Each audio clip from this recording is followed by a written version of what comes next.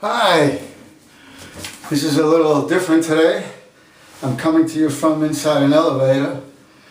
I am exhausted. I've been on this elevator seemingly forever. I've already read this book, Die Unendliche Geschichte, twice on this ride. The never-ending story, right? It's the never-ending elevator ride. And I don't know how many times I've dozed off. So, I have no idea how long I've been on here. But then I got to thinking, wait a second. I have all my German papers here because I'm hoping there's a demand for German where I'm going. And I thought, let's do another one in our installment of grammatical explanations. So, this one today is going to take a while because it's very, very, very important. And there are some not exactly complicated features to it, but there are a lot of variables. And this is the conversational past, well, the present perfect tense. In English referred to as the present perfect. And how do you build the present perfect tense? You use a helping verb. The helping verb in English is a form of the verb have, and your past participle. And your past participle is generally your infinitive plus ed. I have played. That's it. Now, there are irregulars like eat, ate, eaten, and the past participle is I have eaten. Those have had to be memorized, or you have to grow up with the language or read a lot or whatever to be aware of the irregular past participles. That's how you form the present perfect tense in English. Now in English, in terms of usage, we definitely differentiate between the present perfect tense and the past tense. Most of you probably do that correctly, or almost always do that correctly, but don't even know why. If I were to ask you, when do you say I have eaten as opposed to I ate, you'd probably use them correctly, but you'd be unable to explain it. That we could do in class. For here, let's just say, in German, that difference has broken down. When to use them. When I learned the present perfect tense in German, or das Perfekt in German, it was referred to as the conversational past tense. And the reason it was called the conversational past tense is because that's the form of the past tense that's used in conversation. So instead of saying, I ate at Charlie's yesterday, in German you would say, kind of, I have eaten at Charlie's yesterday, but it would mean the same as I ate at Charlie's yesterday. That is in conversation. In reading stories, in this other literature, and in newspaper reporting and such, you use the simple past tense, the equivalent of ate or played. But this is because it's in conversation, this is very important. So how do you build the present perfect tense in German? You use, guess what? A helping verb plus the past participle. Bing! Same as in English. Okay? And so the helping verb is going to be a form of habe or sein, a conjugated form of habe or sein, and at the end of the sentence is going to go to past participle, which is so common in German, right? In English we have two verb elements together. In German we usually have the conjugated form of the verb, and then if there's another verb element, it goes at the end of the sentence. So ich habe or hat gespielt, that would be a regular verb, and I'll explain how you form the past participles in a moment. Or gegessen, that's an irregular verb. I ate, or he ate, I played, or he played. And the other possible helping verb, haben, is one of the possible helping verbs, and the other one is sein. Ich bin, or ist gereist, or gefahren, ich bin gefahren, I drove. Often we would simply translate it as I went. Or ich bin gereist, I was traveling, or I traveled. That's how you build the present perfect tense in German. Now, so we got to answer a couple of questions. All right, how do you form the past participle? And how do you choose whether haben or sein is your helping verb? All right. First thing, in English, it's the ed. We covered that already. Yeah, I know the camera's shaking every once in a while. Well, no elevator ride is perfectly smooth, and it's going boom in here. Okay, so you're just going to have to deal with that. In German, you take the infinitive. You drop the en ending, you're left with the stem. To the front of the stem you put a ge, and on the back you add a T. If you have the infinitive spielen, you remove the GE. You remove the EN. To the front you put your GE, and at the end you have your T, and you have gespielt. Die Kinder haben schon gespielt. The kids played already. Die Kinder haben schon gespielt. That's how you form a past participle in German. Now, irregular past participles, and very many of the most important or most commonly used verbs are irregular. That's also true in English, whether you're aware of it or not. So let's take the verb gehen. The past participle is gegangen. What's going to happen with all of these past participles, the irregular past participles, are going to end in N. In fact, I can only think of one that ends in just N. All the others end in EN. One point I do want to make is if it's irregular in the present tense, like lesen, liest, schlafen, schläft, it's going to be irregular in the past tense. However, there are many verbs that are irregular in the past tense or in the present perfect tense that are regular in the present, and that list has to be memorized, okay, and worked with, and so that you're comfortable with it. So, ist nach Hause gegangen.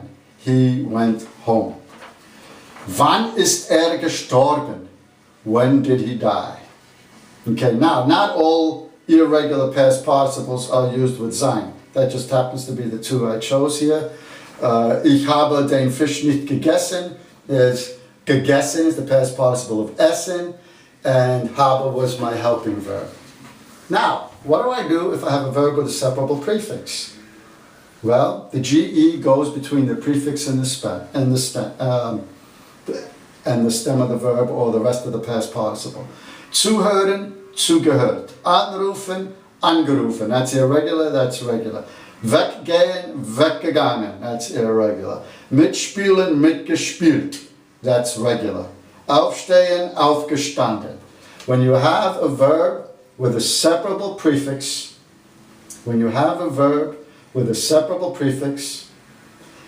the GE goes between the prefix and the stem. So if I put one of these in a sentence or any of these,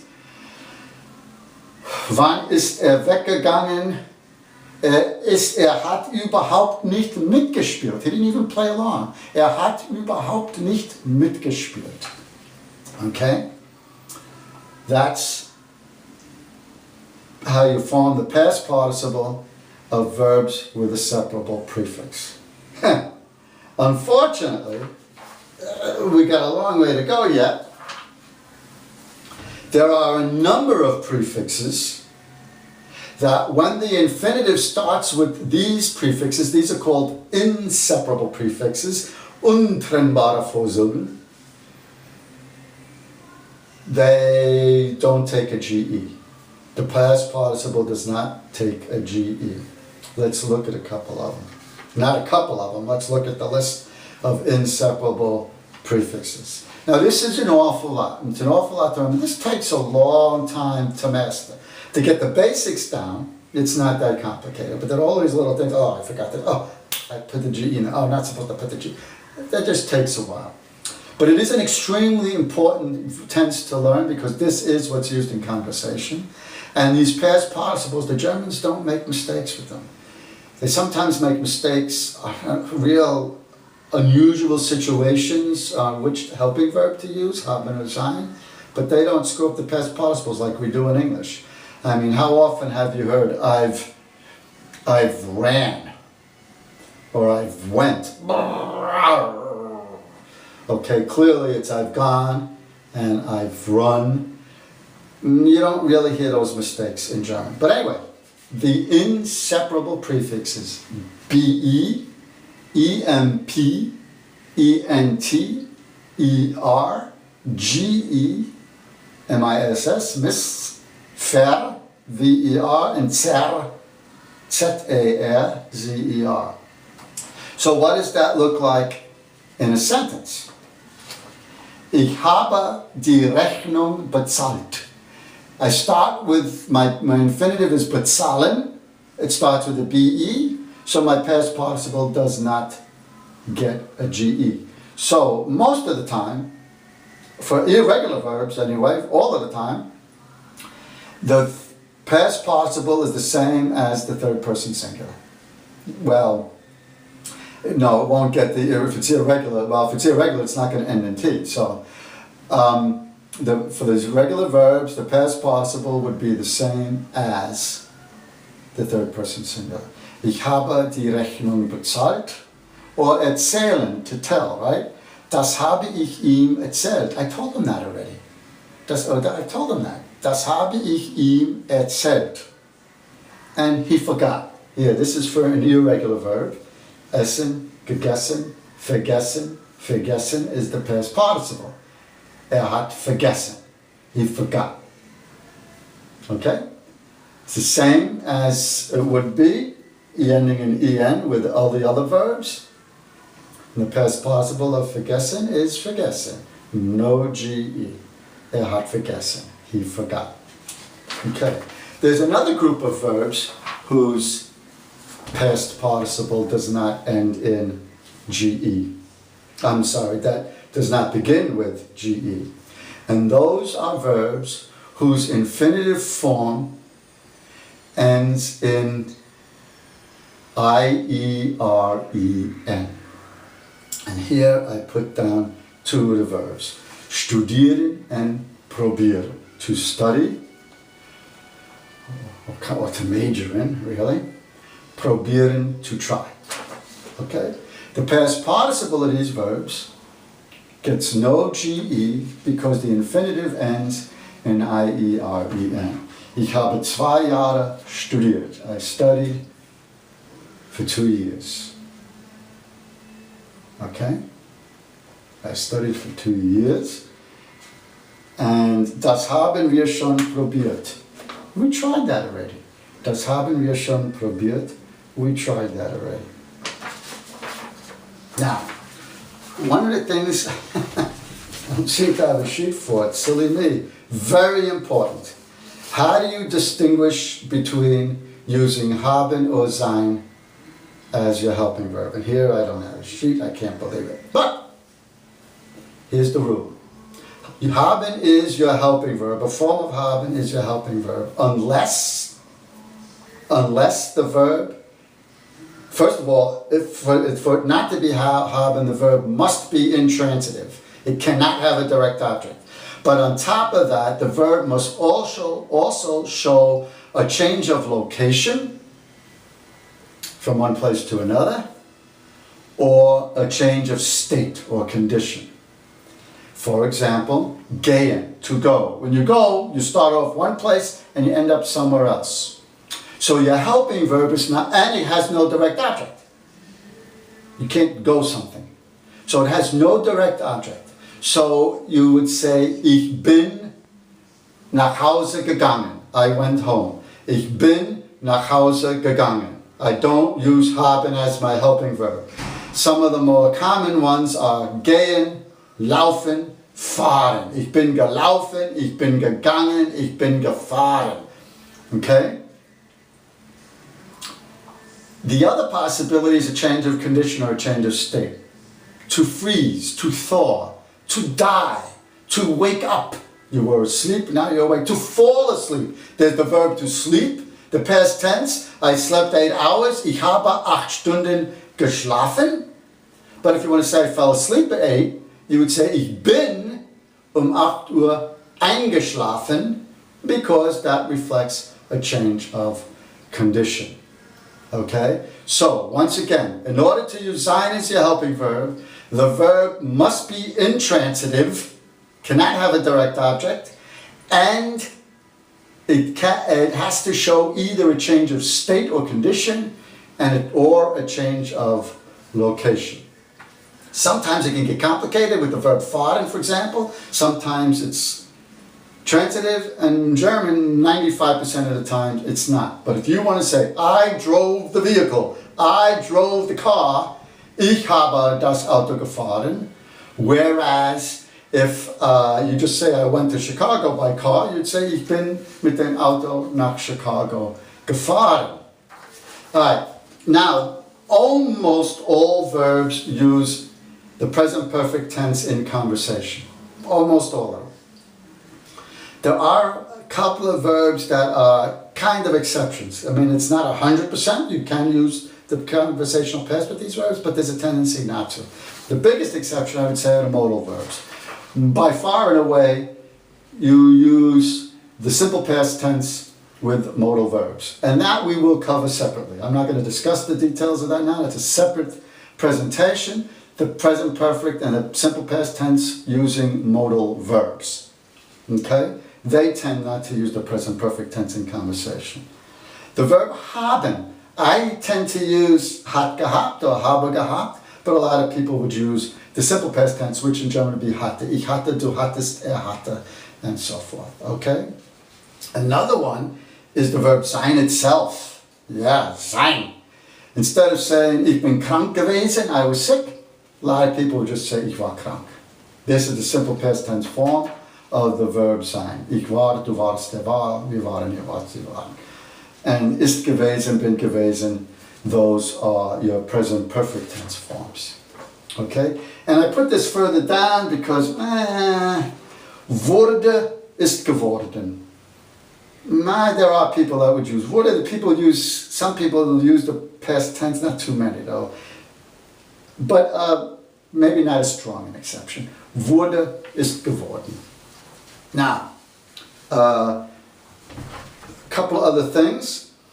What verbs don't, and I have this sheet printed up, I don't know where I have it here. There are verbs that take sein as the helping verb, even though they don't meet the conditions. The most important one is sein itself. Sein is intransitive.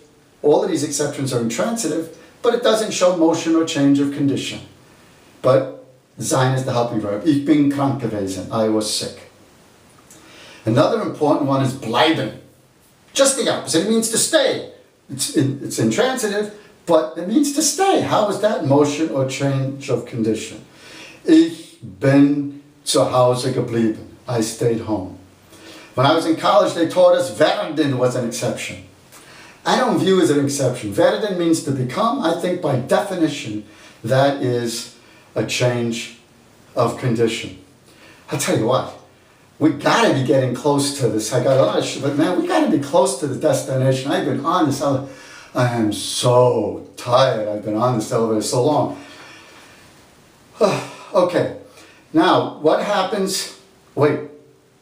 I think it's slowing down.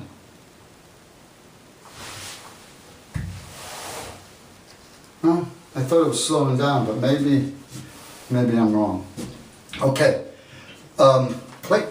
It is. Oh no! I must have pressed it down.